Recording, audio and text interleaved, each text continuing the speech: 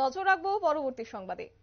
মন্ত্রী হিসেবে শপথ নেওয়ার পর কার্যত 9 মার্চ সিমনা বিধানসভাতে পা রাখলেন এবার মন্ত্রী বিশ্বজিৎ দেববর্মা। এই ক্ষেত্রে 9 মার্চ সিমনা বিধানসভার সানখোলা এডিসি ভিলেজের ইন্ডাস্ট্রি বাজারে সিমনার বিধায়ক তথা মন্ত্রী বিশ্বজিৎ দেববর্মার স্টেট ব্যাংক অফ ইন্ডিয়ার রিজিওনাল ম্যানেজারকে নিয়ে ভিজিট করেন। বিশ্বজিৎ দেববর্মা জানান যে আগামী 2 মাসের মধ্যে সানখোলা ইন্ডাস্ট্রি বাজারে স্টেট ব্যাংক অফ ইন্ডিয়ার ব্রাঞ্চ খোলা হবে।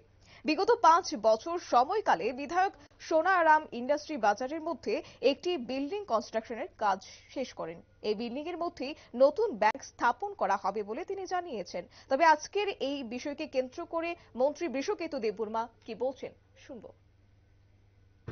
আজকে সানখোলা ইন্ডাস্ট্রি এলাকার আমার সিমনা কনস্টিটিউশন আন্ডারে স্টেট ব্যাংক অফ ইন্ডিয়ার ব্রাঞ্চ খোলার জন্য রিজিওনাল ম্যানেজার সহ আজকে ভিজিট করেছি। ওনাকে বিল্ডিংটাও দেখিয়েছি এবং আশা করা যায় এপ্রিল মে জুনের দিকে এই ব্যাংকের কাজটা শুরু হয়ে যাবে।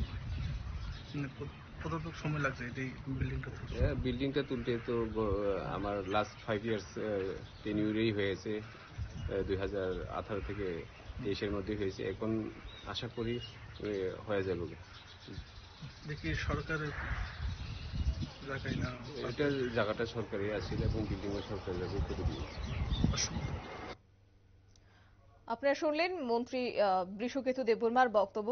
কার্যত তিনি বিধায়ক থাকাকালীন সেক্ষেত্রে সোনারাম ইন্ডাস্ট্রি বাজারের মধ্যে একটি বিল্ডিং কনস্ট্রাকশনের কাজ তিনি শেষ করেছেন এবং মন্ত্রী হিসেবে আজ তিনি শপথ নেওয়ার পর কার্যত মন্ত্রী হিসেবে এবার 9 মার্চ সিমনা বিধানসভার সানখোলা এডিসি ভিলেজে কার্যত ইন্ডাস্ট্রির বাজারে সিমনার বিধায়ক তথা তিনি মন্ত্রী বিশ্বজিৎ দেববর্মা গিয়েছেন স্টেট ব্যাংক অফ ইন্ডিয়ার রিজিওনাল ম্যানেজারকে সঙ্গে নিয়ে তিনি আজ ভিজিট করেছেন এবং এই বিল্ডিং এ নতুন ব্যাংক স্থাপন করা হলে আগামী দিনে উপজাতি জনগণের যে দীর্ঘদিনের দাবি কার্যত পূরণ হবে তাই কিন্তু তিনি আজ তুলে ধরেছেন। নিয়ে নিচ্ছে ছোট্ট একটি বিজ্ঞাপন বিরতির সঙ্গে থাকুন।